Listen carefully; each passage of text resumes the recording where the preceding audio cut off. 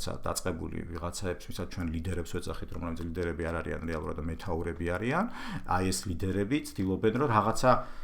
შიშების ესენი ამას იმის აშინებენ, ისინი ამას ამით აშინებენ და ეს რაც ხდებოდა მთელი ამდენი 1000 წელი სამყაროში ეგ არის, ხო? გარკვეული შიშებით და რაღაცა კარგი ესეთი ჯვაროსნული ყიჟინით გალაშქრება რაღაცაზე, ვიღაცაზე, ვინც იყო საფრთხე დახატული და შესაბამისად მე ეს შიშები ერთ მეორეზე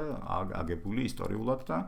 ის ბრძოლები, რომელშიც ვიყავით და ჩვენ აი ისტორიას რო ვასწავლით ბავშვებს, აქაც გარკვეულწილად